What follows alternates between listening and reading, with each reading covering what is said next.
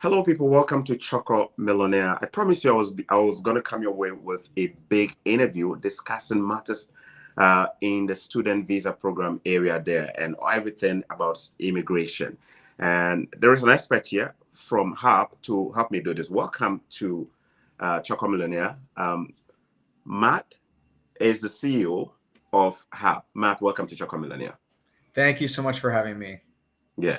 Anytime I have you here, it means that there is a big issue to discuss or data that we can go through, plus also talk about opportunities here. I've been following the data on the student visa approval rate since the beginning of the year, and I've been a little bit worried about the trends. But before we dig into some of those matters there and talk about the data, I want us to just um, probably just talk to somebody who has an information for us. If today is your first time also watching Chorkor Millionaire, you're welcome. This is a live broadcast, but we'll be exploring everything about the high visa refusal rates we're seeing. I know some of you are concerned. We will not be able to discuss your individual issues, but we'll be using the data to kind of make sense of it to see what you can also do to position yourself in a much better position. All right, now let me go on the line and talk to somebody who has some information for us. It's a surprise. Matt doesn't actually know I'm going to talk to somebody. So let's talk to this person right away, okay?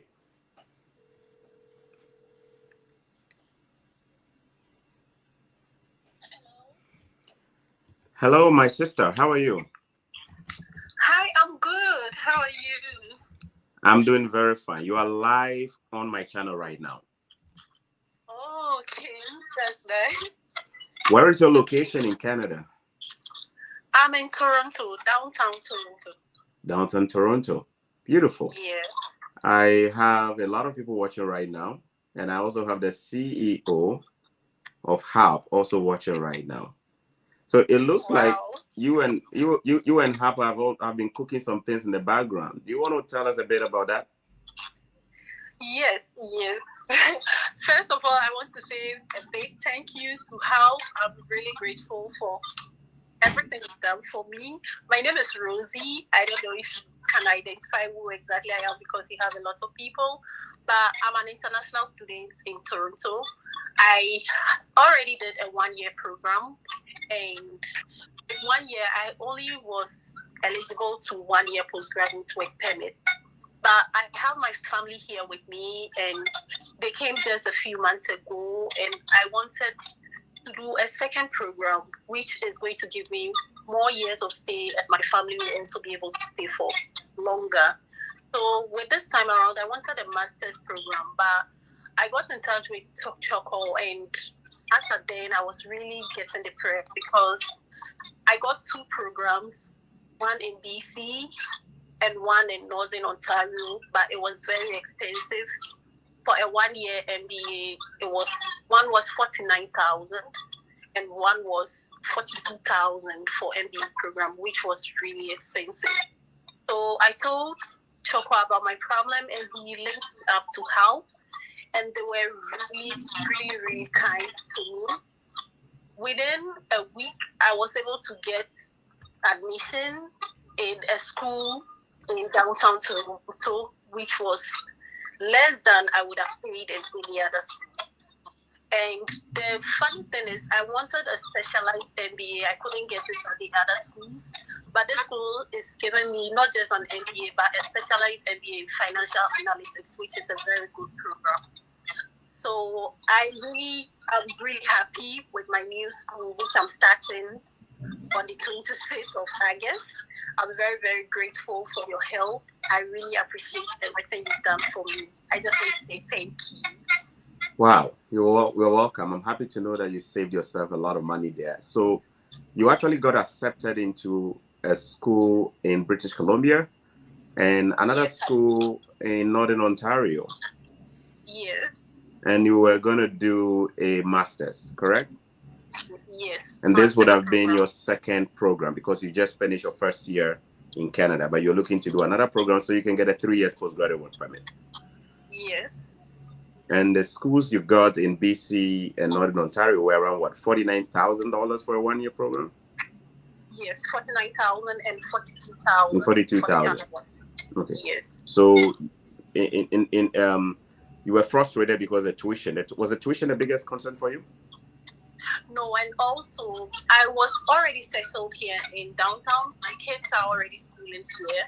They're in Catholic school here in downtown Toronto, and I'm working here also. I have a part-time job. So moving means I have to start all over again, change my kids' school, look for another job, which is not easy to get. So it was my worry actually. All right. So when I submitted information to Halp and directed you to create an account and stuff like that, how quick was the process for you? Within the next day, they have already turned in my application, and by the following week, I already had my admission. Good. So you're looking And to start in not just that, yeah. even with the first course I got, I didn't like it. They changed the course for me with the school. The school had to change the course to what I wanted. So Halp did everything for me. I didn't have to pay any application fee, nothing. All right. If I'm happy to hear that you are in a happy spot right now. Looks like you're pretty happy now. Yes. Okay. Have you had a chance to say a big thank you to the CEO of Halp himself? No, not. I haven't had any chance to speak to him. Well, he can hear you. His name is Matt. Matt can hear you right now. You have the chance to say that to him right now. Okay. Hello, Matt. Hi. I'm so happy to hear about all your success. Congratulations. Yeah, Rosie, he's saying something, so you want to hear him out first, if you don't mind. Matt is saying something. Listen to Matt. All right. Okay. Well, I was just saying congratulations. I'm so happy to hear that you were successful and that you'll be starting shortly and that we were able to play a small role in that, but that's all you. And I'm just very happy for the outcome you were able to attain. Thank you so much. Thank you. All right. So when I meet you, you know what I want. I want a Ghanaian fufu or a wakble when I meet you. I'm happy for you. Okay. Thanks so much for sharing your experience as well. Do you want to say anything to anybody who I imagine there are a lot of people in this situation. Some of them are overseas. They are yet to even apply and take this big plunge in coming to Canada. They don't even know if they can even secure an admission and how quick it will be. The tuition will even be affordable. You just mentioned $49,000 and $42,000 for a one-year program. That is pretty steep, isn't it? Yes. Yeah. So if somebody is watching right now, if they are outside Canada or if they are in Canada looking to do a second-year program, but they are kind of in the midst of not knowing what to do, what is your word to them? Well, I'll let them know that they can get in touch with Halp, even when other student recruiters are saying there is no admission, because I contacted others and they told me, oh, it's too late, there's no admission, you are going to get 2025 admission because it's too late. It's not possible. That's what they told me. But Halp did it within the shortest possible time. In fact, I didn't believe it. So they should get in touch with Halp. There are still schools here in Canada that are admitting that you can get through Halp. So they should just be rest assured that Halp will get them covered. So, and there are schools that you can afford. I'm sure there are other ways you can afford the tuition too. And Halp doesn't only help with admission, they also help with the visa application process ahead. They wanted to help me, but I already had that done. So they should just give Halp the chance and they'll be really amazed by the results. Okay. Did Halp charge you any amount though, any fee? Did they charge you anything to help you with this process? Nothing. Okay. So since they didn't charge you anything and they helped you really good, we're gonna have to donate that money to Africa at some point. All right, my sister. I'll leave you to enjoy the rest of the summer in Toronto. See you some other time, okay? Thank you. All right. So that was Rosie, one of the people who reached out to me sometime back, probably about two months ago, and she was in a tight situation at us. You had everything set, and I want to reach out to you, Matt, and say you and your guys that Halp appreciate that when we have some of these distress calls and messages coming through, you guys hop on real quick and in real time you get them sorted out. Really appreciate it. Yeah, absolutely. Especially if it's somebody that is a referral from you. So we're happy to be able to help out. Thank you. Life is a paradox. Now we just talked about somebody being happy. Let's talk about the other side of people who are not happy. high visa refusal rate. Some of you may have seen that visa refusal rates are just going, you know what I mean? I had a couple of you reaching and I said, Chorkor, wow, I thought I had everything in there, but they still refuse me. Is Canada still accepting visas? Do they want us to still come in? What is it? Matt, you are the guy who sees all the data. You connect with the experts, the lawyers, and everybody. What are you seeing? Yeah, for sure. I'll preface this by saying, with our company, we submit high volumes of study permits to Immigration Canada. So we do understand some data on what's getting through and what's not. We also employ immigration experts and lawyers that our students work with. So although I am not a lawyer and this is not going to be legal advice or immigration advice, we do see a lot of information that will inform the opinion. What's happening right now? So we are seeing refusal rates go up across the board, but also, with West Africa, you never know, for sure what is actually driving higher rates. There are obviously the reasons that the IRCC gives when they're approving or refusing an application, right? However, it doesn't always match up with the application that was submitted. So you kind of have to do some digging to try to understand what's happening behind the scenes. Here are two sort of reasons that we are seeing approval rates drop a little bit.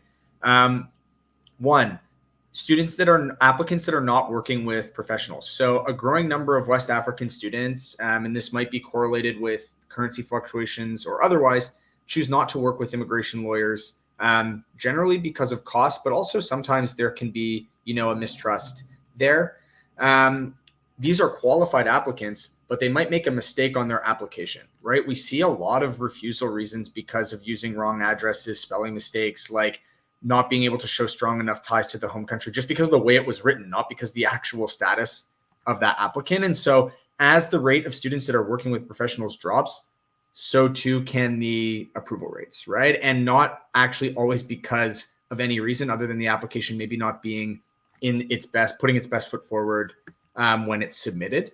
So we're seeing that a little bit. And then the second thing would be, we're noticing that the applicants that Immigration Canada, like the IRCC wants, are having more trouble showing proof of funds. So especially in West Africa, as currencies fluctuate, it makes it so that a larger number of students that can show proof of funds are also a little bit older with larger study gaps, right? So as you have to show, $45,000 to $50,000 in proof of funds for cost of living, tuition deposit fees, right, at the time you submit your study permit. Well, students that are able to afford this, be able to show this larger sum in liquid assets, right, like actual currency in a bank account, tend to have worked a little bit longer and are a little bit older. Well, at the same time, the government is saying they want you to have, lower, maybe 5 or less year study gaps, maybe be in and around 31, 32 or below years of age. And that can just be tough, right? So people that are able to get accepted to the schools, because the institutions know that these are great learners, and a lot of students are able to get the letter of admissions, but it can be hard to show proof of funds to the IRCC, mainly because you might have it one day and then it might go away as the currencies fluctuate against the CAD, right? And so we're sort of seeing a little bit of that as well, is that a lot of the students that can show proof of funds maybe don't meet the other criteria that the government is looking for right now, and they haven't really adjusted their systems yet, because overall, Canada wants, international students to continue to apply and come. They may or may not actually be hitting their target levels just based on the number of submissions or the approval rate of those submissions. The institutions for sure still want high quality, financially ready students to submit applications at all study levels, specifically, postgrad, master's, bachelor's, right? And so I think we're just, the regulations went in on January 22nd. So we're in a bit of a learning curve. We're trying to figure out what all this means. And so is Immigration Canada, right? And so kind of they're building the plane while it's in the air a little bit. And so these are two things that might be causing some of that. But I will say, yes, refusals are what are talked about the most. Even when people are successful, they don't really talk about it so much online. There are still tens of thousands of students getting processed in the first half of the year from these regions, right? And approved. And so what this means is that for the right students in the right situation that have the right advice and a good application, that outcome is still possible. And even if it's not the first time, it's not done. We're seeing like judicial review process, like overturned cases are in the 70 to 75% with some of our partners. You can reapply a second or third time once you understand a little bit more about the pathing, about the study gap, about the study level, and what makes sense and maybe what the government's looking for, and optimize your candidacy. So a first-time refusal is not the end of the world, and lots of students, tens of thousands, are still being approved. And so I think the overall message is it's important now more than ever to understand what the school is looking for, what the government is looking for, and then trying to put together a path in terms of program, study level, province, city that meets your tuition, cost of living, job outcome, and PGWP goals, but that also gives you the best chance of getting through letter of admission from the school and approval from the government. And the government is the hardest part, right? Because the schools know that these are excellent, capable students that can absolutely, make their way through the curriculum and participate and add value.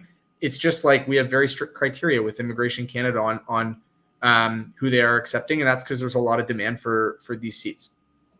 All right, so that sounds more like this is about the time that you want to be a little bit more intentional in submitting the right applications, because you might have the right letter of acceptance, but then you might have a couple of other boxes that may not probably just pass. So Yes.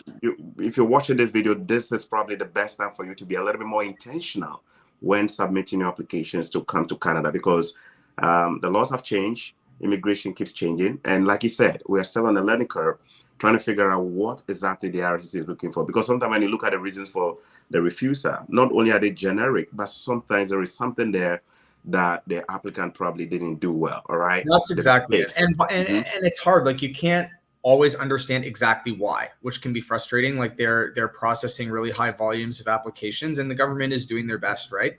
But I think it's just like the major theme is it's more important than ever to get quality advice from people that actually care about your outcome in the beginning, because there are a lot of students you can see in the approval rates that are probably putting forth applications that never really had a shot. And then there are a lot of students that put forth applications that do have a shot that have a little mistake, and then right? So like, I just feel bad that there are folks out there that maybe are putting forward applications and paying fees and other individuals or firms or whatever it might be, but that actually we know based on like the trends at Immigration Canada that you might get accepted to the college, to the university, but that they just haven't been maybe moving forward with those types of immigration cases for the last like 5 months, right? And to your point, it is a little bit of a dynamic environment. The criteria can change and have changed before. And so we're trying to stay on top of everything. Nothing is ever guaranteed, but there is an opportunity to do research and to put your best foot forward as it relates to the study permit application. There is definitely an opportunity for you to do your research, and this is one of them. We're giving you information that will get you equipped, and so you can be able to put in the right applications to increase your or enhance your chance or your prospects of getting your visa there. I'm so happy that you talked about the currency fluctuation, because immigration has to do with proof of funds, and proof of funds has to do with the exchange rate as well when you submit it. And I've seen students who were already submitted their first applications, and at some point the currencies just don't do well back home in some West African countries, and these students have to go back and put extra money in the bank account just so they can make up for the difference. That is not something that's within our power. I don't think we can do anything about it from here. But the way you can help yourself as an applicant is to make sure that you're submitting a very strong first application to just increase your chances there. All right. Now, that takes me to my next question. You kind of answered it somehow because you talked about how, in spite of some of the refusals there, we're still getting a ton of people celebrating or still getting the approvals here and there. Some of them have to go the first, second, third, and fourth time just to get it. Would you say it's still worth investing to come and study in Canada? Is it worth it, given all the changes? For the right applicant, yes. Right. We still have students that get accepted on their first try. And the way that we look at the investment and the return on the investment is what is the outcome that the student is looking for? And then we kind of look at the math and the likelihood of the outcome. Right. And so like, let's look at a couple different examples. Right. For example, a lot of the students on the Halp platform from Nigeria or Ghana are looking to do, like, for example, Rosie that was just on the call. Yeah. A data analytics master's program at Niagara University of Ontario. She's an onshore student because she had already been doing one, but let's say, that she was still back home. right? What you're trying to talk about is, okay, what is the job that you're looking to do when you graduate? And then what do you want to do from there? And for some people, maybe they want to apply for PR. Some people just want to graduate, do their 3 years post-grad work permit, be debt-free, and then go home and get an amazing job in their home country. It doesn't matter, right? Whatever you want to do is okay, and that's up to you. But it's important to understand what is the likelihood of the return there, right? And so let's just do some quick math. For that degree, it might be around 60,000 Canadian over 18 months.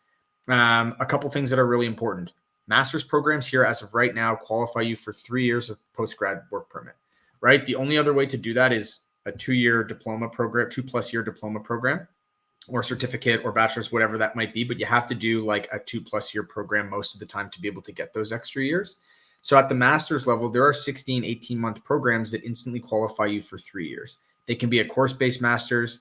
They also qualify for a little bit of a different echelon of the job market. So if you're that person and you're spending that money and you're looking to go to, a master's data analytics program in Ontario, in Toronto, where the graduation rates are high, the job placement rates are high at that specific program, right into what you were doing. Here's what's important.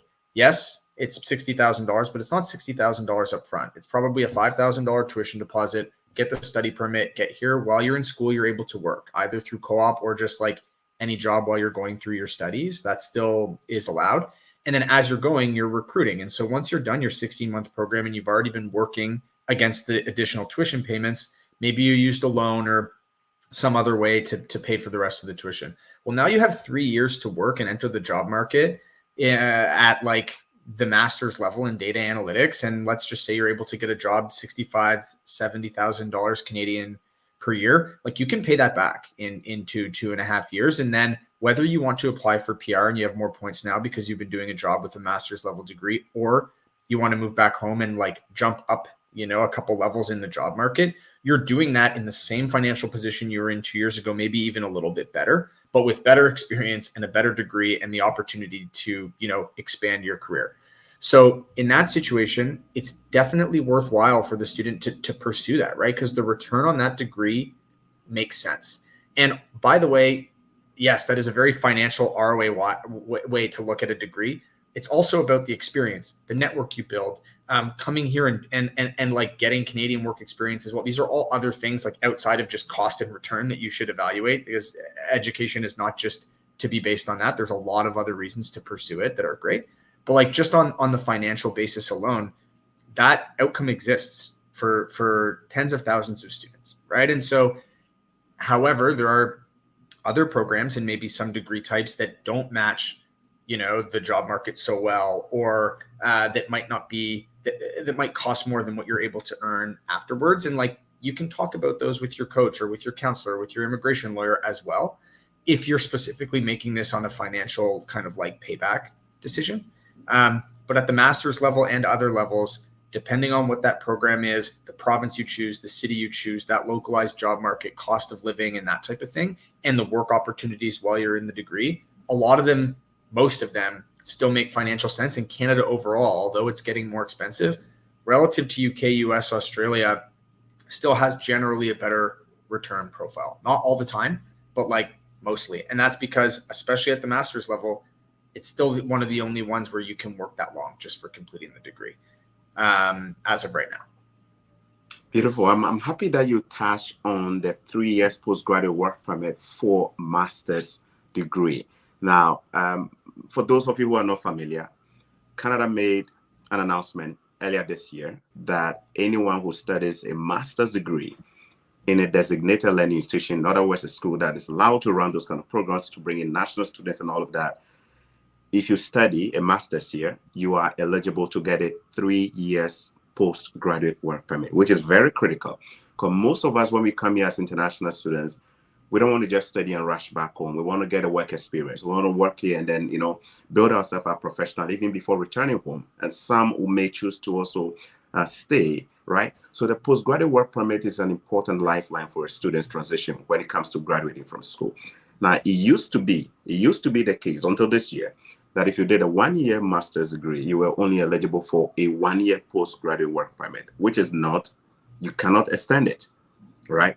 But effective this year, anybody who does a 1 year master's is now eligible for a 3 years postgraduate work permit. And Matt did mention that the only way you could have achieved the same 3 years of a postgraduate work permit is if you did a 2-year program, or what some people may also call a 1+1, a straight 2 years of 1+1. So the master's program now is pretty popular, very popular. Now, you understand the lady I spoke with earlier, Rosie, she did a 1-year study in a college.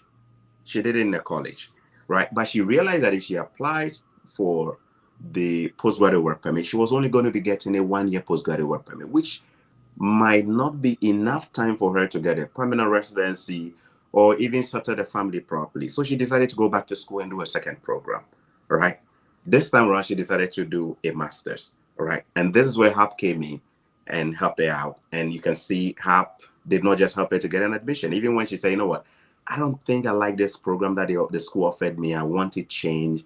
Halp still played a key role in helping her to change the program to her own program of choice. Now, Matt talked about how your program of choice is also very important, because sometimes the programs we study may not have a high prospect on the job market. And Canada's job market has changed so much that if your education in Canada does not link to a positive impact on the job market there, you might just graduate and have a hard time finding your desired job to recoup the monies that you've invested into your studies here, right? Those studying at the master's level will tell you some master's program can be really expensive. Mark mentioned potentially 18 months programs, which is about 2 years or a year and a half, could potentially cost you about, what, $60,000 if you're studying here. That's a lot of money. That's a lot of money. So if you're going to make this investment to come here, you really want to make sure you're taking your time to pick your courses, to know which one is the right one for you when you finish your studies, and to also know what the job market is going to be like for you. Before you even start, you want to know what the prospects are for jobs, for the program you're going to study. You don't want to finish and realize that you studied a course that may not lead you to get your desired goal in terms of permanent residency or the desired salaries that you're looking at for. So that is also a bit of what Matt touched on in the video there. Now, Matt, I'd like us to move on from the 3 years postgraduate work permit for all master's degree programs that are from DLIs and approved to talking about the cost-specific aspect of it. We touch a bit on that, but I want us to talk about it. Now, does it mean that all masters will cost people around 60,000? I've also seen the possibility from Halp that you guys are pretty much picky in selecting programs or schools that have affordable tuition, just to make sure that the costs on the applicants or international students is lowered. Can you run us through some of your entry-level tuition, the cost? Let's do the math. Let's run the numbers here for the cost of living. Yeah, for sure. So before you answer that, real quick, two... if you don't mind. Oh, yeah, sorry. Real quick, if today is your first time watching, you're watching Chorkor Millionaire Live. I'm with Matt McLellan, who is the CEO of Halp. Halp is a company that is backed by Serena Williams, and they've helped thousands of students to secure admissions at no cost. They don't charge you a fee. They help you to get accepted into your dream schools in Canada and different countries. In no time, you could literally get your admission within 48 hours if you have your documents lined up properly. They don't charge you a fee for that. It's all free, okay? And not only that, they also give you the opportunity to use a free immigration lawyer to submit your visa. Instead of you to go and use an agent, Matt's team have lawyers on standby who are ready to submit your application for you for free. All you have to do is to pay the approved immigration charges when you're submitting your visa. But they don't charge you for the legal fees for the lawyers who help you to submit. You may even get your admission application fees waived or if you're applying. So that is a seal right here. I know a ton of you have questions here. I want to encourage you to keep dropping your questions. There is a Q&A session towards the end of this broadcast. We will be taking all your questions, so keep the questions coming. I'll go through them and answer them. And I want you to also do me a favor here. We are living in difficult times where people are making decisions, but they're not making the right decision because they lack the information.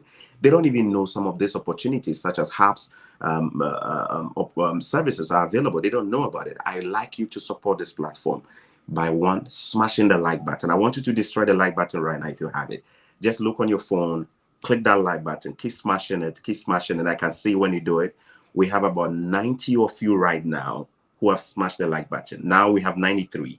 I want to see as many of you who are watching to smash that like button. It doesn't cost anything to do that. Thank you so much. We have 100 likes right now, and we can do better. Let's get the likes going up. And as you're doing that as well, please hit the share button. You might not need this information now, but somebody in your family needs it. Somebody who is a friend somewhere needs it. Share it in your WhatsApp, share it in your Telegram. This is the only way we can help people so that they can make the right decision and not to get scammed by people who are not experts but providing this kind of services. Hit the like button right now. We have 136 likes and we can do better. Thank you so much if you've already done that. And also hit the share button. Share it. Where do you share it? Your WhatsApp, your Facebook, your YouTube, your TikTok, wherever you are. Just share them. All right. And tell people they should come and listen to make the right decision if they want to come to Canada. I know you guys have questions about proof of funds. You want to know how the calculation is done. What is an entry level cost for you if you want to study a master's or a college, whatever? Matt is the right guy here. Matt, take it over. For sure. So there's two things to look at. First, we can look at the breakdown. We'll use a master's degree, like general business area or health area master's degree as an example. And then we can also look at like some of our partners and kind of what they look like after. But like, let's just, in a general way, in Canadian dollars, look at an example annual cost breakdown. There are two things here: what you will actually need to pay throughout the process, what you will need to show the government, because you don't owe all of this money right up front, right away. But first, I'll just go through the actual costs. Generally, and this is like, if you're not, like, just for everybody, whether you use Halp or not. Yeah. Application fees per master's or any program that you apply for is about 150 Canadian dollars. Once you're accepted, the tuition deposit will be in and around 5,000 Canadian dollars. So those are two things that you have to pay. The application fee is not refundable. The tuition deposit generally is if you don't get your visa approved. Next, the visa application, 230 Canadian dollars. And that's if you're submitting on your own or through Halp, like we provide a lawyer for you. All you have to pay is the fee to the Immigration Canada. Next, first year tuition is generally about $23,000. The tuition deposit comes off of that, but it's still kind of out there. Travel is about $1,400. Living expenses are about $21,000 per year. So it's about $50,780 that you need to be able to show to IRCC. What it's going to end up costing you is about $45,000 because you've already made the tuition deposit, and it's not all upfront or right away. So first, Chorkor, like that's clear in terms of like what the different costs are, and that would be for like a business or health science related master's level program across the provinces in Canada that qualify, that are generally a 16 to 18 month cohort course-based program that allow you to get 3 years post-grad work permit.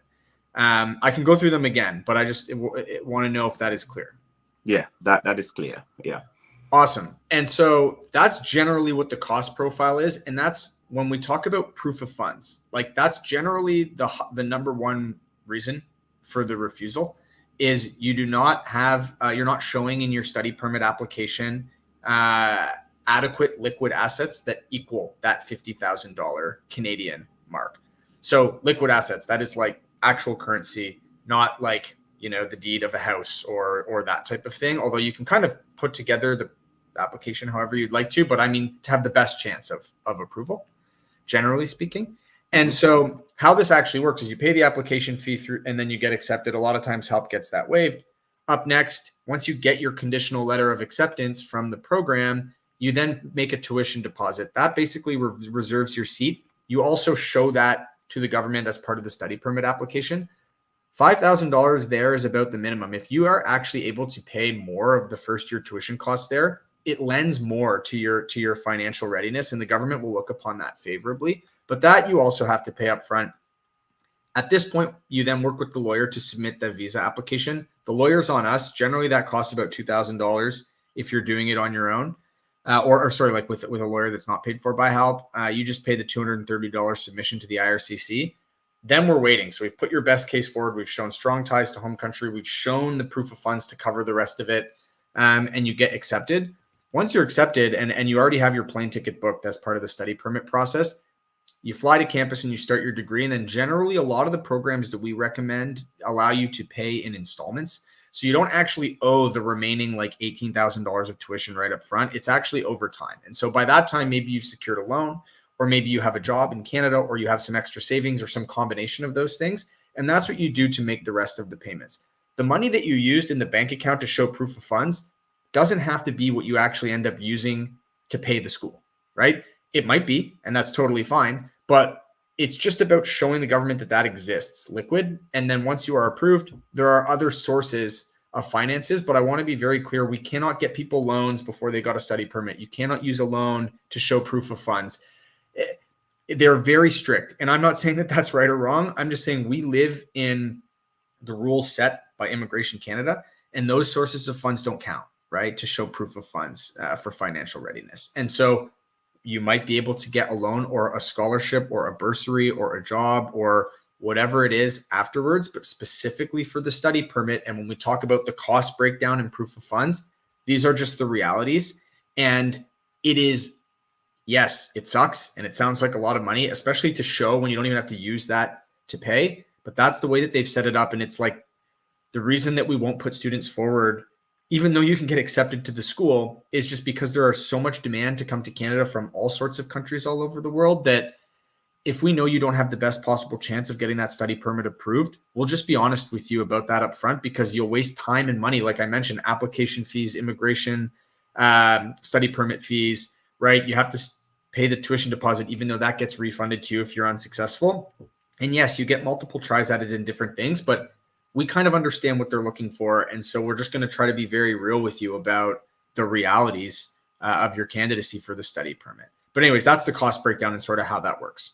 All right. Thank you very much, Dad. And I have a question from somebody here. Let me try and pick that question. You wanted us to break it down one more time. That is from Oladele Abim. You want to break sure. down? So and I think also we've shared the graphic with your team. So we'll post these on social, and these are on, if you go to the Halp, We Can Help, at We Can Help on Instagram, or Chorkor, I think you've shared it on your page a couple of times, but we have this graphic of the actual cost breakdown detailed, which we can send out afterwards. I know it's hard to share those while we're live. I'm going to share. I'm going to post okay.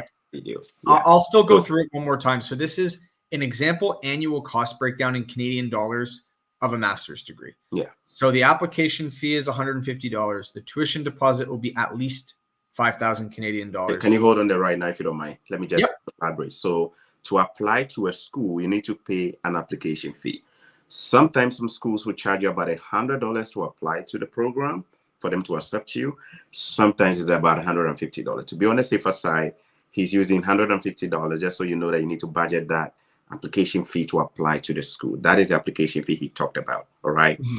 Now, the good news is that sometimes some of you will get Halp. If you apply through Halp using the links that are actually in the description box of this video right now, you will likely get a waiver, meaning that Halp may negotiate for you to not pay an application fee and it could still be considered for the admission. Now, this is not a promise for everyone. Sometimes Halp will be able to help you to kind of bypass that application fee because they have good relationship with some of the schools and programs, right? So that possibility is there. And then the next fee you talked about, the next, so that's the first part when we're just submitting the application. Yes. And like Chorkor mentioned, generally we can get that waived because we're in good standing with the schools, not a guarantee. But once we've submitted that application and paid that fee, within 48 hours to like a week later, you will get what's called a conditional letter of acceptance. It means you've been accepted to the school, which is a big deal. And we celebrate that with you and with the student, at which point the next step is to pay what's called a tuition deposit. So basically, once you've submitted your application and paid the application fee and the school says, yes, we would like to accept you, that means that they've kind of like allocated one of their seats to you. In order to confirm that you want them to hold that spot while you apply for the study permit, you pay the tuition deposit. Tuition deposits are refundable. Generally, people pay them on credit card or with a wire. For master's programs, the minimum is about $5,000. But like I mentioned before, the more you pay, it's a percentage of the tuition, right? So if the tuition for the master's program is $23,000 and you pay $5,000 up front, you owe $18,000 later. The more you pay, the more the government will say, oh, this is a financially ready student. And we advise our students on how that works. But that's the next thing, is the tuition deposit. And that's paid not to Halp. That's paid by you to the university or the college.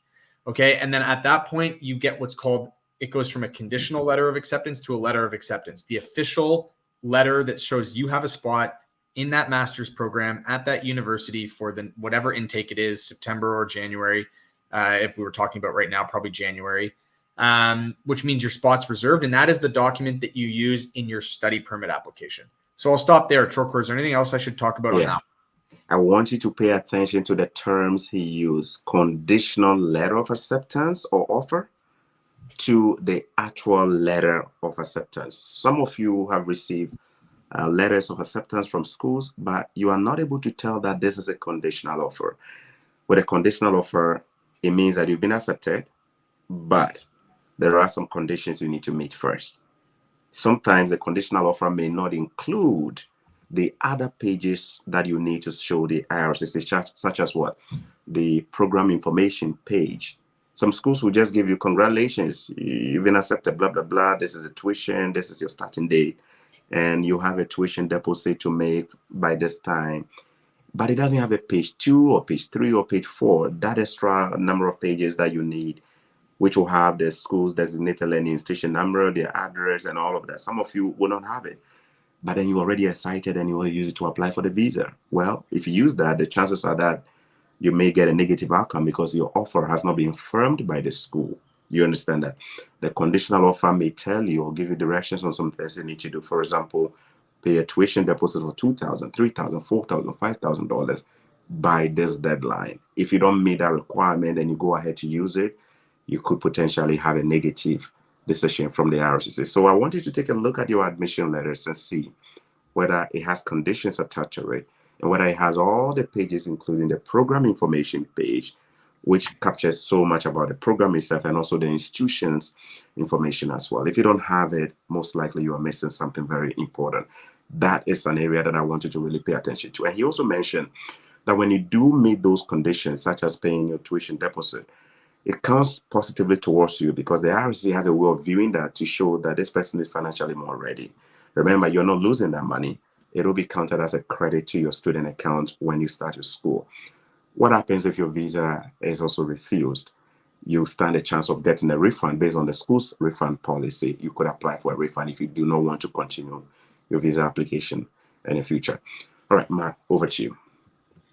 Awesome. Yeah. And so at this point, you've paid the tuition deposit, you've reserved your space in that program. Very exciting. That releases the letter of acceptance, what we just talked about. It goes from conditional to letter of acceptance, or LOA, you might hear us say. That is kind of like the main staple document of your study permit application. So at this point, it's like I've got the piece of paper. Given it's a master's program, right now it doesn't fall under the provincial attestation letter regulation, which means you do not need to work with the school to apply for a PAL. If the program is a non-master's program, so postgrad diploma, certificate, bachelor's, what have you, the school will send us or you the process to apply for the provincial attestation letter, or PAL. You might hear people say it's an additional document you need that shows the government that your LOA is one of that school and province's allotted study permit numbers. That sounds confusing. It's kind of a whole other thing that we could get into, but it doesn't really apply for masters, so I won't go into that right now. But this is where with Halp you would get, passed from your coach to the immigration lawyer. They will take the letter of acceptance and then work with you to create your study permit application package. This includes the statement of purpose, showing ties to your home country, proof of funds, right, where you have to show the liquid assets that equate to the total cost of living of the degree and all these different things. That's when you submit that. That submission of that application to the government of Canada costs 230 Canadian dollars. Everybody just has to pay that. Once again, doesn't go to Halp. That's like on a government website that you go to.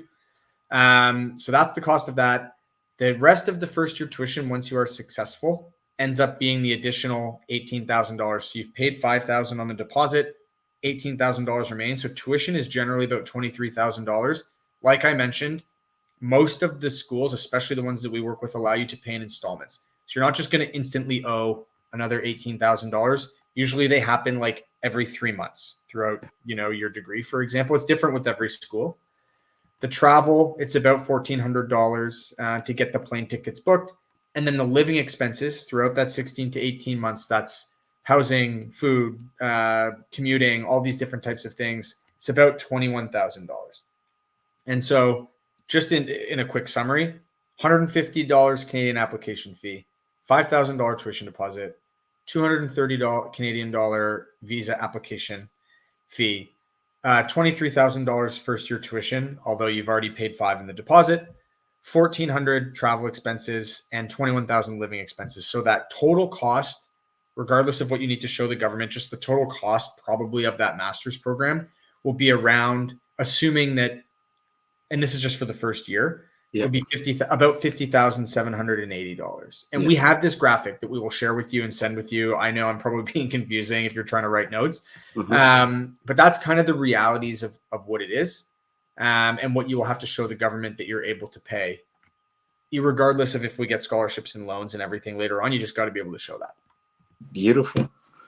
I'm happy that you use a tuition in the average of the 20,000. I was going through some of your partner institutions and the tuitions for some of the master's programs, and I was pretty impressed to find master's programs. Some of them are MBAs that are in the ballpark range of $17,000 as well. So that is pretty interesting, especially if you compare that to some college tuitions that are almost in 20,000 already, right, for a one-year study. So I don't know if you want to touch on some of those specific programs. Yeah, I'd love to give some examples. And the reason that this is really important is, as we've worked with thousands of students from Nigeria, Ghana, like all throughout Africa, we understand that there is a decent amount of students out there who have done an undergrad degree in science or business related areas at home. You've been working for between 2 and 4 years. You have sufficient funds to self-fund or to get a loan or a scholarship, whatever. Generally, what those students are looking for is a cost-effective master's program that is 1.5 to 2 years long, but as quick as possible, that gets you 3 years of post-grad work permit, and where that degree type actually matches the local job market, so you can get a very a job with a great salary for those 3 years that you're in Canada, whether or not you want to apply to PR or try to go back home and enter the job market. That's what they're looking for, is a cost-effective way to get 3 years of post-grad work permit and a master's degree in a really relevant study area that matches the job market. So what we've done is gone out and partnered with institutions and curated this list of programs for you so that it is the most cost-effective bang for your buck to get you that outcome, right? And so I'll go through what a couple of them are right now. Also, we have these graphics to share afterwards as well, so you don't need to write it down or memorize it. We can share these out. You mind if I want to start with my favorite here? Okay. So I have this one, what is an MBA. All right. So this is a Master of Business Administration MBA. And the duration for this program is 1 year. Okay. But it actually says that it can be completed in 16 months. It says it can be completed in 16 months. And the tuition, I'm going to zoom for you guys to see here. So guys, look at the tuition right now. This is the tuition here. I don't know if you can see that. All right. The tuition is $17,000 for a 1-year master's. I didn't think there were tuitions that were affordable like this, to be honest, for a master's. So a 1-year master's in MBA with specialization in global business management, technology, innovation, and entrepreneurship, or financial and management analytics or information systems management, tuition for $17,250 per year. That is pretty affordable if we compare to some of the tuitions in some of the colleges there. All right, Matt, you can take over. Oh yeah, absolutely. So that's an institution called the International Business University. Chris Fraser, who runs the program there, is a close partner of Halp's. Like you mentioned, they have an MBA program, but within the MBA, there are specializations in global business management, technology, innovation, entrepreneurship, financial management, information systems. So the specializations really line up with the job market. This campus is in right downtown Toronto in Yorkville, awesome neighborhood, tons of places to live nearby.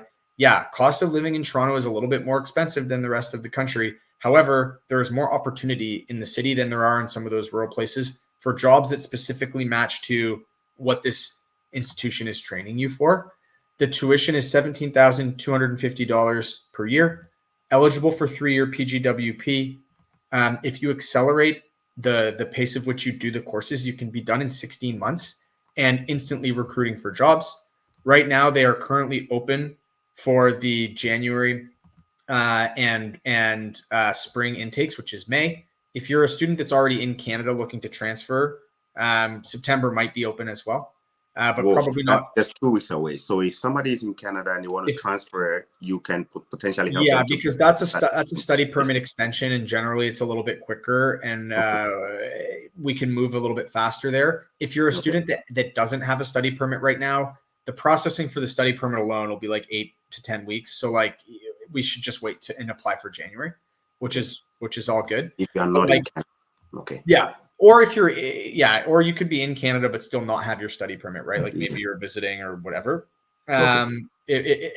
So if you're a student getting a net new study permit, generally we would just target January for right now. But if you already have a study permit, you can transfer into September, which is just about 10 days. Yeah, or maybe you finished your first program in May or June or July, and you're thinking about what your next program should be, right? Because you want to extend your PGWP eligibility, and you want to have a great degree level that gets more PR points that matches the job market. Like these course-based 16 to 24-month master's programs in health science or business are really, really great for that.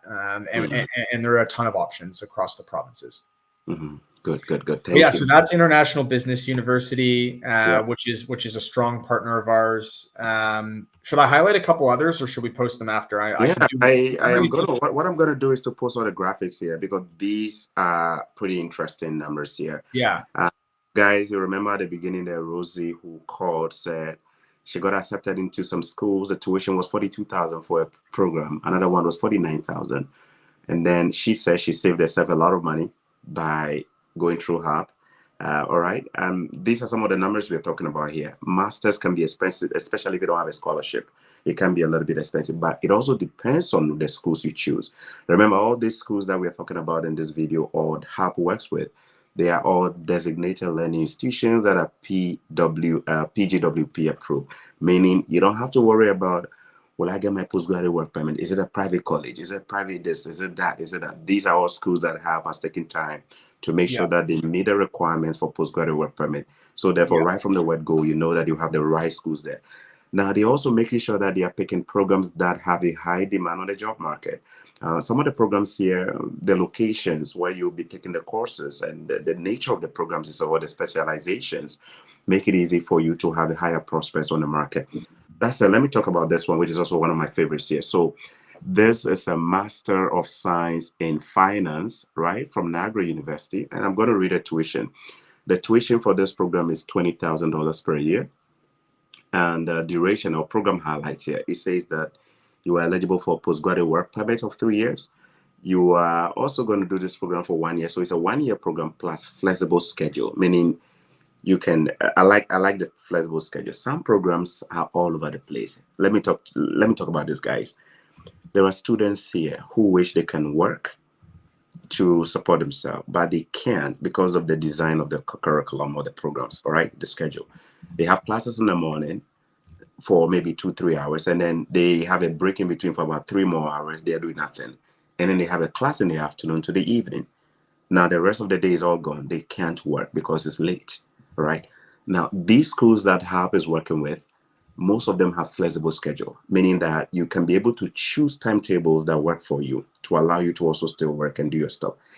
Especially in times that start in September, international students are allowed to work 24 hours whilst they are actively enrolled. And if you are in between vacations, then you can work unlimited hours, isn't it? So I think these are important. 1 year program here. This is from Adana University, $20,000.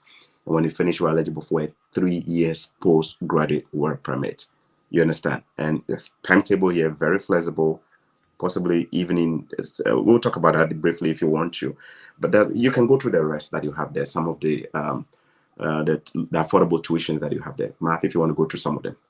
Yeah, for sure. And I'll just mention quickly that I think what I'm hearing is that the link in the YouTube description might not work right now, but the link in the comments does if you're looking to just get the information on the MBA programs. But yeah, let's go through some of the tuitions. So the one you were just talking about, Niagara University of Ontario, they've got an MBA program, 3-year PGWP eligibility, 24,000 Canadian dollars, right? Thompson Rivers University is another one that has master's programs in and around that range, right? As well, that's a really good option. Upper Canada, University of Canada West has an MBA program that's $20,300, eligible for 3 years PGWP.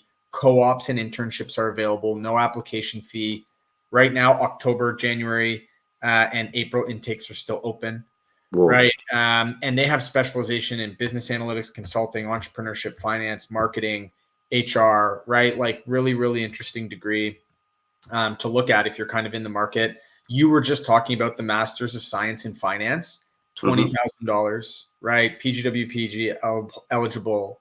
The flexible schedule is huge. So these are just like 4 or 5 that we wanted to highlight.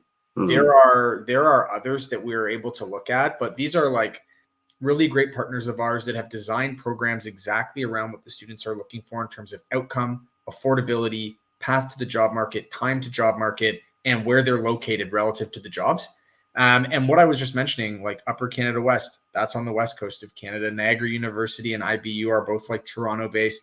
So there's options across Canada as well, depending on like the climate, where you might already know people or have friends and family, all these types of things, right? So we'll do our best to try to find the option that fits your criteria the most, but that also will get you the outcome that you need and deserve. All right, guys. Whilst he was talking, I was just smiling about one thing I saw in there. Master of Business Administration, $20,000 for this tuition here, $20,300, and you're eligible for a 3 years postgraduate work permit. You can also do, it also includes co-op, which is a internship, which is part of your program. So you are doing internship as part of your studies to get that work experience, the hands-on. He also said there's no application fee. Remember when he talked about a $150 application fee? This particular program here, there's no application fee. So if you're applying, you're just saving yourself that application fee of $150 right from the word go. All right. And interestingly, this program has 4 intakes. 4. They have an intake from October this year. They have an intake in winter, January 2025. There's an intake from spring, May, which is spring, typically April next year. And then they have summer in July. So you have options there. And when you are done, you're also getting your certifications here. They have about 5 different certifications or 3 different certifications that they've listed here. You're going to get your certifications for Certified Digital Marketing Associate, CDMA. You're getting your certification for Certified Digital Marketing Professional, CDMP. You're also getting a certification for Chartered Professional in Human Resource, CPHR. These are pretty big certifications there. That is why the kind of courses you study, very, very important. The guys I have are working so hard to bring you all of it. You can see them. That's the team from Halp there, right there, getting things lined up for you. All right, Matt, thank you so much for talking about some of the. Keep your questions coming. And if you haven't already smashed the like button, please do destroy that like button so people can know we're having conversations here about how you can submit great applications to get your visas. And also share this across your social media platforms with your friends. Tag your friends if you don't mind. Tag somebody you think needs to be watching this. It's all about information and the right information. Please tag your friends so they can know that these platforms are there. You can get a free application fee waived, free immigration lawyers to submit your application for you with all the expert advice there. The guys at Halp are ready to do that all for free. They are not charging. If there is anything at all you're going to be paying, they are just the official charges from the school in terms of the tuition deposit, the school fees, and your visa application fee or your medicals. Halp doesn't charge you for that, but their service is 100% free. They don't charge you a fee for that. All right. So we just went through the affordable programs or masters that you can do. There is something we haven't really talked about. For those of you who are up to speed with immigration updates, you know that college students are no longer able to bring their spouses on an open work permit. The master's program remains one of the key areas that allows you to bring your spouse on an open work permit at the time you are in school. Let me recap. If I am planning to migrate to Canada to study here, and I'm eligible to come in as a master's student, I am allowed to bring my wife on an open work permit, meaning I can apply and include my wife in the application for her to be considered for an open work permit, which allows her to work full-time whilst I go to the school. Do you see that? If you're coming to the colleges, unfortunately, that option has been taken away. You cannot bring your spouses at the college level. This is not to say you shouldn't go for your college programs and stuff like that, but this is also to say that maybe you should look at yourself and see if you are eligible for a master's. Why not use the master's route if you have intentions of coming in with your family for them to support you financially by working to help you pay the bills? But of course, if you don't have that intention of bringing your spouses and your family, and the college option is great for you because that is what your academic requirements and the funds can allow you, you can still look into that. I just want you to be aware that a master's area is one area that still allows you to bring your spouses on an open work permit.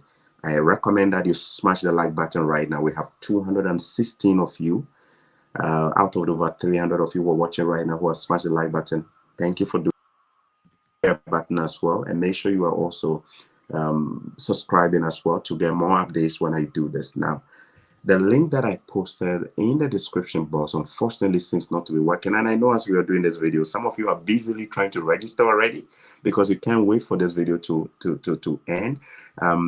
Thankfully, the guys at Halp are in the comment section on both YouTube and my Facebook. So look in the comment section, you will see them with a Halp logo, and they're posting the right links there for you to use.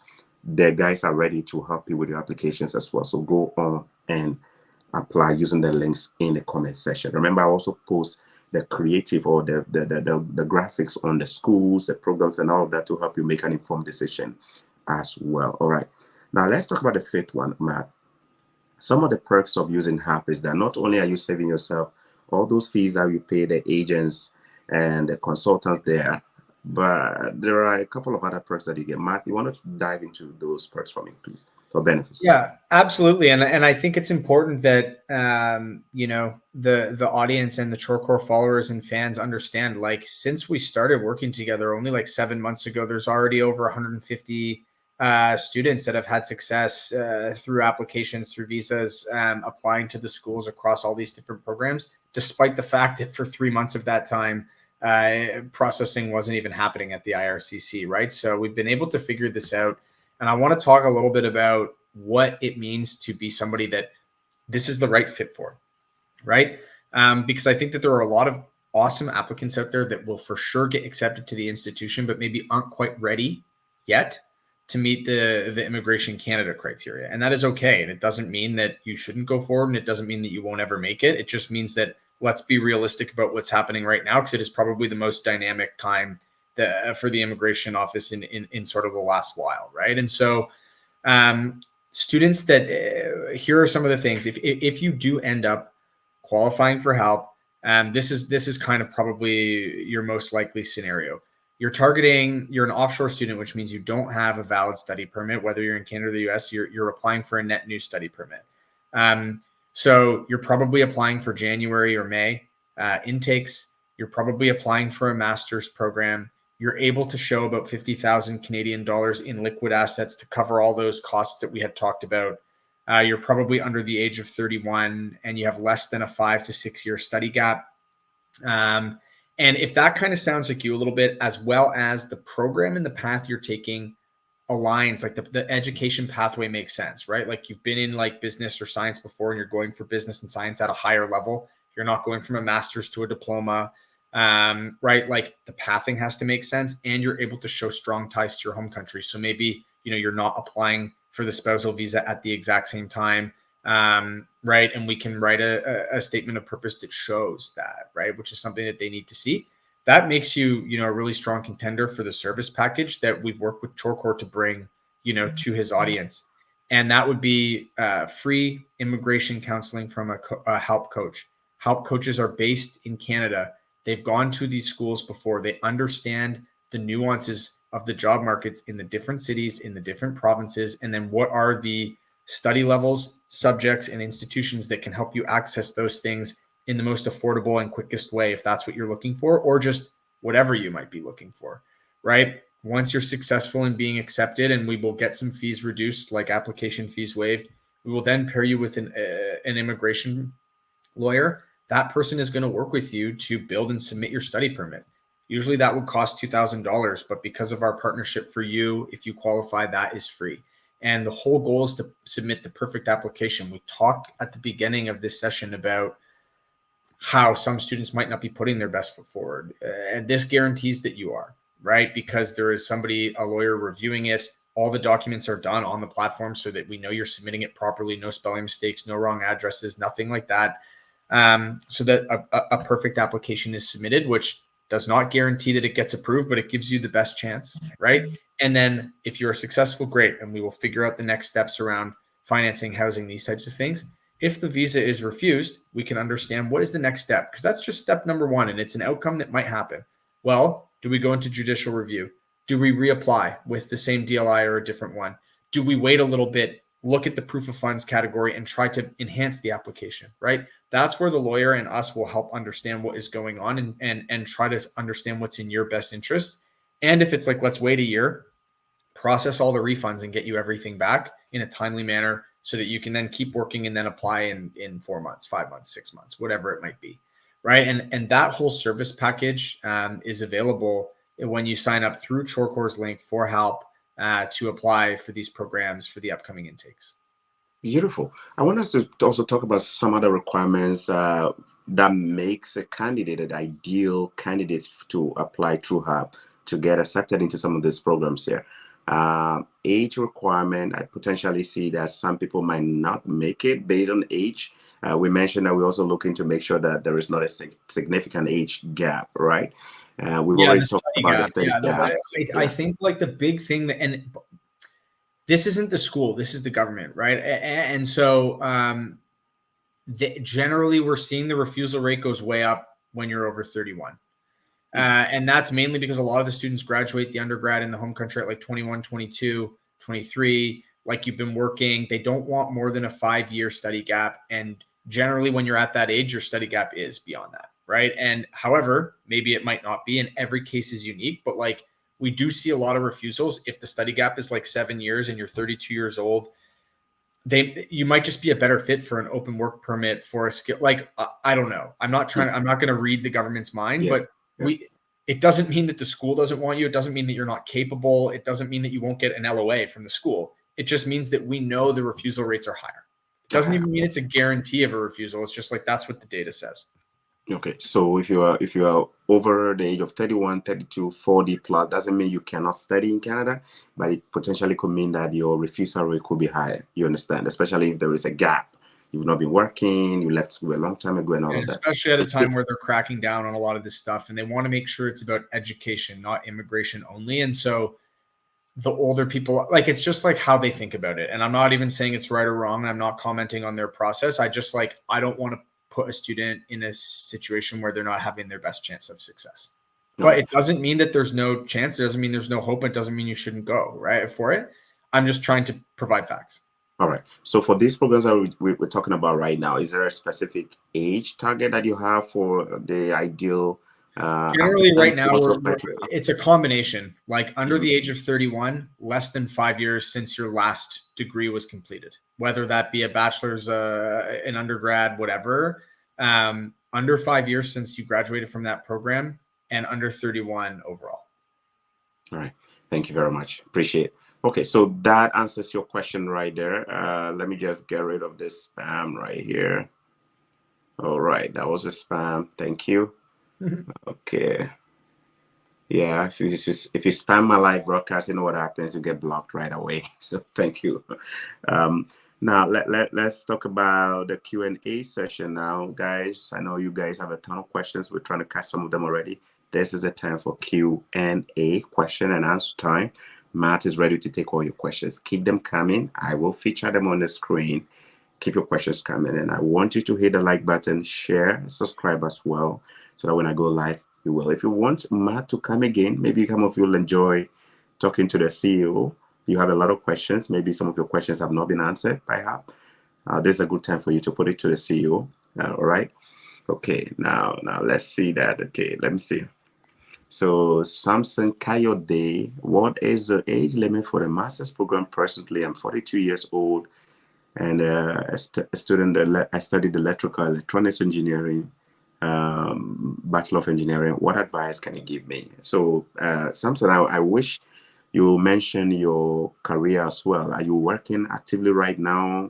You're doing something? Because a combination of factors could also determine that. But I'll defer that to Matt. Okay. Yeah, like once again, we just need to make it depend. When did you graduate from that program? What have you been doing for work? How long is the study gap?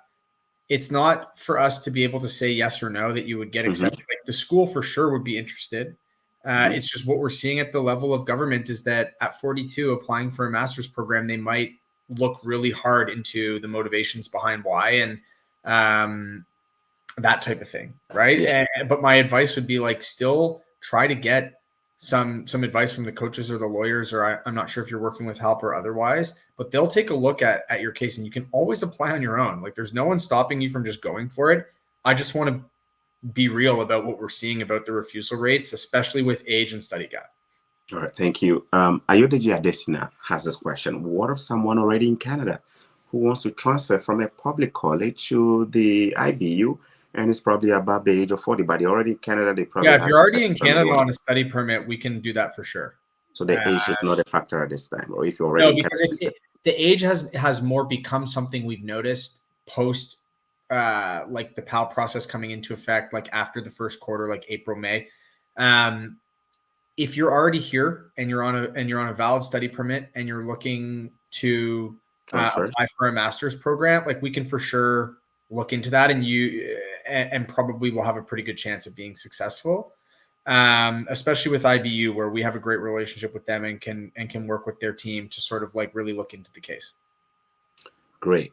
Ayodeji, you got your answer there. So you can transfer if you are looking to transfer from your school. Some of you are in private colleges that are not eligible for postgraduate work permit. This is a good time for you to use the link in the comment section, and I'll update it in the description box as well to apply to do your transfers as well. Remember, the guys at Halp will help you if you need to even extend your visa. They give you that free immigration lawyer service to submit your visa for your extensions there as well. All right. Sheba Dawuda. I'm having HND, which is a higher national diploma with pass level. I'm working in high court. Can I get a master's in Canada? So that takes us to the question, what is the entry level or the minimum academic requirement to be accepted into a master's program? Yeah, I imagine that will be a bachelor's, but I want to defer to you. This person has a higher national diploma. Generally it's a bachelor's. Generally you have to have over 65-70% grade average or whatever the equivalent of that would be. However, there's different specifications in those master's programs at the different schools. There's nuance to those, so it's not a one size fits all, if this then this situation. I would recommend looking into them or like talking with the coaches. Once again, I don't do a lot of the day-to-day work with the students anymore. I don't want to give you wrong advice. Like, we have a full staff of people that are there to do that. And so I would just try to talk to them.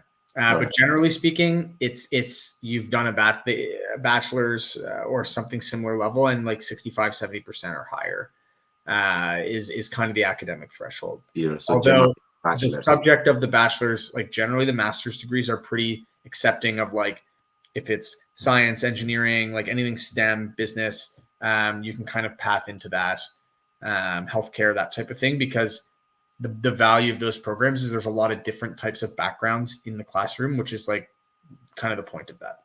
All right, thank you. Gloria Atagana. I will be 42 in December. I finished my BSc in March this year. So that appears to be a statement or a question. I'm not sure if Gloria had a question. Glory had a question there. But Glory, if you were considering applying for some of these programs through Halp, Halp might need more than just your age, right? Maybe what you're doing, your profile, when you last left school. That is why you need to probably go through the coaches and have them take a good look at your profile to see if there's something out there for you. All right. Okay, so the next one here is from Priscilla. Is there any other service I could use to reapply apart from Border Pass? Okay, so I don't think that, Matt, is that something you want to touch? I don't think this is related to the topic, but yeah.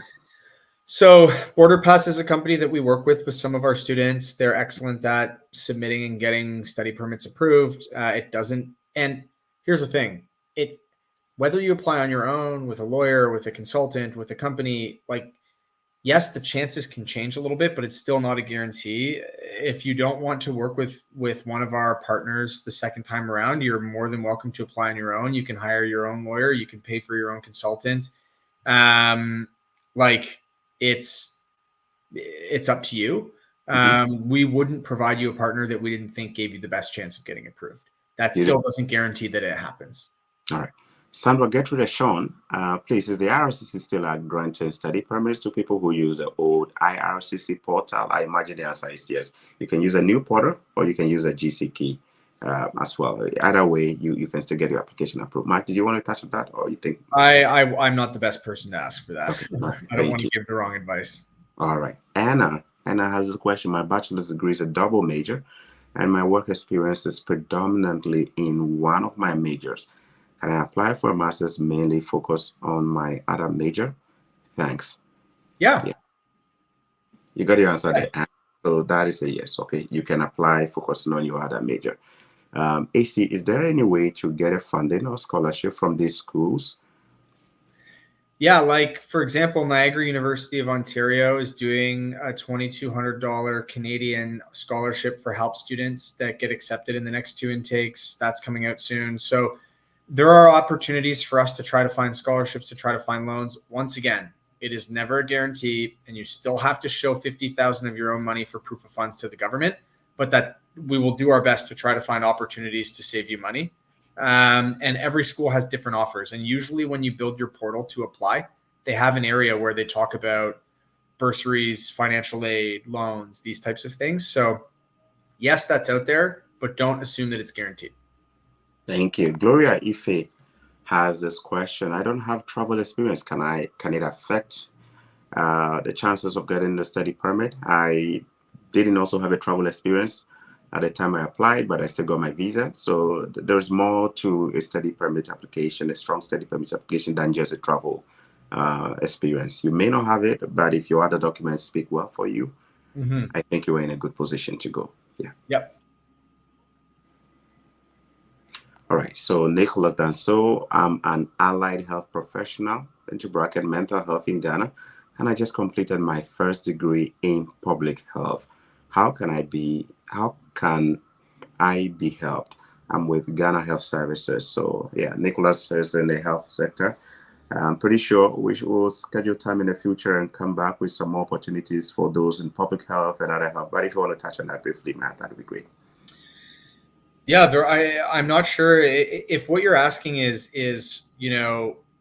what is out there. Like this is a great degree pathway. Canada, especially at the master's level, has a ton of health science related programs, mental health or otherwise, that you could be a great fit for. It's an in-demand job area. There are study permit approvals happening for these study areas all the time. So I think it's a good opportunity to move forward with if that's what you're looking for. Thank you. Ishaq Al Hassan, I have a BSN degree in nursing. How do I get admission to pursue a master's degree in Canada with scholarship? So he is looking for admission with scholarship. He's wondering if there are opportunities like that in healthcare for him for a master's. The scholarship won't be guaranteed, but it's something that we can look into. But given the background, if you meet the other criteria we talked about, there are, probably business and health and science related and STEM related master's programs that you qualify for, some of which might have scholarship opportunities. So the best way to do it is to just sign up through Chorkor's link for Halp, and we'll see what the fit is like right now. All right. Angie Carlos Akpinfa has this question. Are you in partnership with universities that offer master's or PhD programs in precision agriculture as well? PhD, we do not do a lot of, or really at all. Masters in ag, yes. Like we do have some of those options. I think the best way is to just sign up and talk to the folks in verification and the Halp coaches. Wisdom Godor, sorry for joining late. I want to know if Halp partners with U.S. institutions, if Halp partners with. Yeah, we do have a couple, but we don't provide a free lawyer for the U.S. Yeah, they do have a couple of schools for United States, but unfortunately, they do not provide free lawyer services as they do for the Canadian. Mainly just because the way the platform is set up and the partnerships that we have, like it's a better fit for Canada. So most of probably 96% of our student volume would be Canada across masters and other study levels. And then the rest would be US, UK. All right. So you heard it here, guys. If you're coming to Canada and you're using Halp, you stand a chance of getting that free immigration lawyer to submit your application for you. They also do have partners in the USA, so they can help you get schools in the USA, but they don't have that free immigration lawyer for the US. That means Canada just won the Olympics of student visa over the US by +1 when it comes to the lawyer part of Halp. You got it? All right. The next one here. Okay, I think I covered this one already.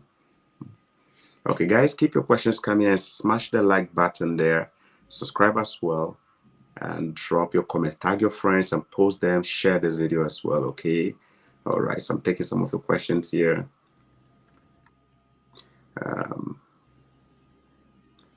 Nanawusu Aduomi. I have a bachelor's in accounting completed in 2022, and I'm 31 years old. Is it possible to get a master's program? I guess the answer is yes. You check all the there. Yeah, All right. that's for sure. Sign up for Halp. If you can meet the proof of funds burden, that's you stand a pretty good chance of being accepted. Yeah, you still have to work through your proof of funds there, but you look like somebody who meets the criteria. Your most recent study was in 2022, which is just what, 2 years ago? 2-year study gap. 31 years. Yeah. Yeah, you're 31 years as well, and you already have a bachelor's. All right. Okay. Favi, can help students in getting supervisors for thesis or research courses? That's not really something we do, no. Okay, they don't help you with the supervisor part there. Okay, you have to unfortunately reach out to your schools, your supervisors, potential supervisors to decide on how to work with them. All right, since you are going to be the one to actually do the work, the research and all of that, so you have to be the one to actually reach out. Sandra Gertrude Sean, please. It's a 3-year nursing program in Ghana with over 3 years of work experience considered to apply for masters. Sandra, we don't know enough about your age, when you left school. So this will be something it definitely looks good so far, but yeah, it depends on study gap and age and that type of thing. But that's definitely enough experience in a good undergrad bachelor program to be able to go for that. But it just depends on financial readiness, age, study gap. Yeah, maybe to home country. Maybe her question is good. So one of my followers who used my link to apply to Halp happened to be a nurse from Ghana who moved over to Canada. Thanks to Halp for hooking up with that admission. The good news is that this lady has already transferred her license successfully to Canada, so she's eligible to practice now as a nurse. All right, so just a nice way of saying, Sandra, that nurses are kind of like a hot cake in Canada right now, the healthcare. So you definitely have what it takes to be here if your background is what it is. Okay, all right. Let me just go through and see. Okay. Benny Wealth, BSc Electrical Engineering with 2.0 GPA. Any chances that Masters completed BSc 4 years ago? I imagine yes. Your study gap is good. You're within 4 years, and you have a bachelor's as well.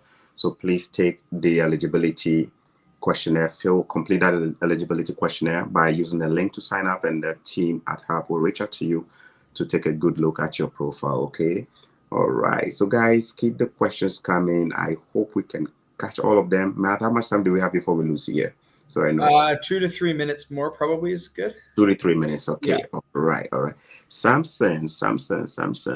I just finished my degree at age 42, but built up 15 years of experience. So it looks like you have your study gap, good study gap. You just finished your degree at age 42. So complete the eligibility questionnaire for Halp, and then the guys there will take a good look at it. Okay. Matt doesn't do the day-to-day work in there with students, but the guys there are on standby and they're actually working with people right now as we speak. Okay. All right. So guys, the questions are coming. We're going to be wrapping up here. Would you guys want to see Matt a lot more on this platform? If yes, make sure you are commenting to let me know that you want to see the CEO a lot more. You don't see him very often, but when he's here, it's something big, right? The highlight of everything we talked about today is that it's still worth coming to Canada to study. So long as you check your list of things well, you want to make sure you are intentional. Don't just pick any program. Be very intentional with the program you are picking, the school, the prospects for a job, especially if you plan on settling here to work or working a bit more. All right.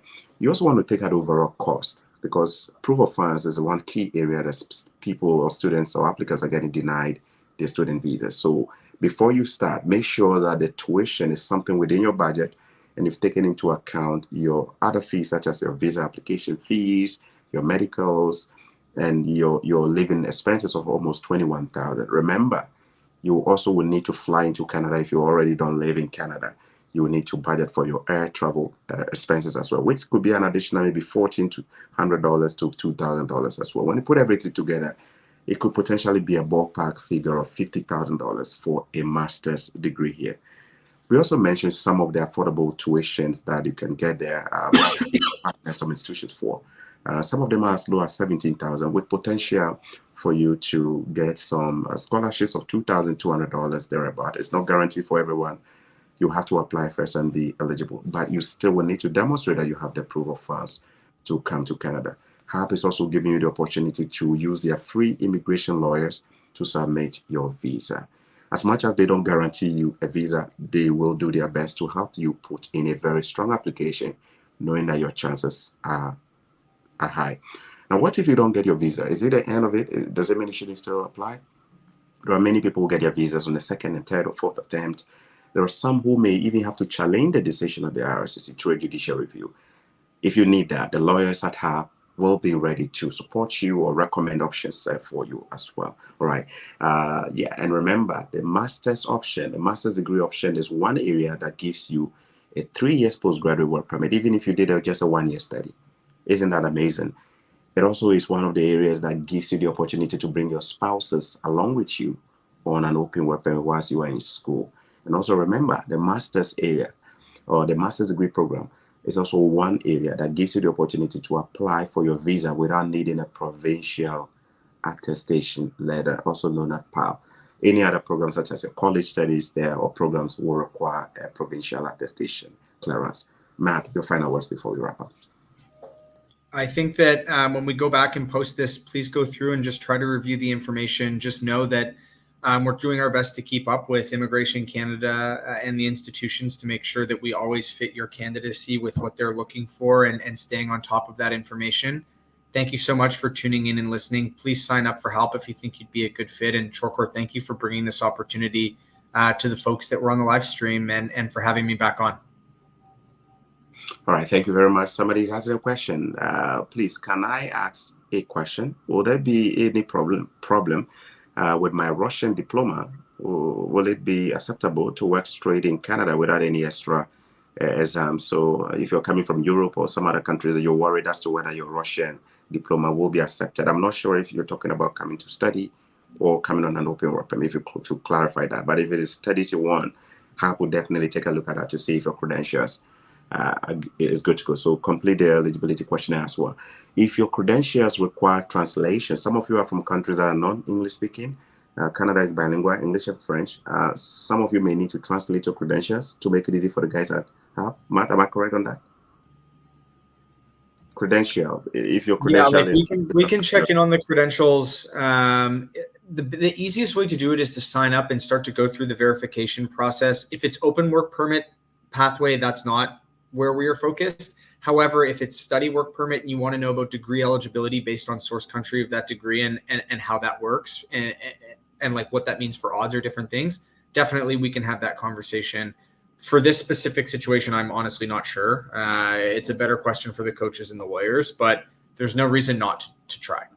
All right. And your office is also open downtown Toronto if people want to stop by and that is correct. Yeah, people do come in sometimes. 215 Spadina, Unit 330. Our coaches work out of there most of the week, and there will be somebody that can chat with you if you want to come by.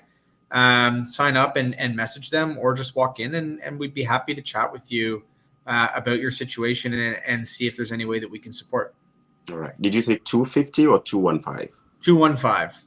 It's also if you Google us, it comes up on the. If you Google, all right. But yeah, 215 Spadina Avenue, Unit 215 Spadina Avenue in Toronto. You can stop by up to 3:30. The guys up there, chat with them, grab a coffee, and let them know that Chorkor sent you there. All right. Absolutely.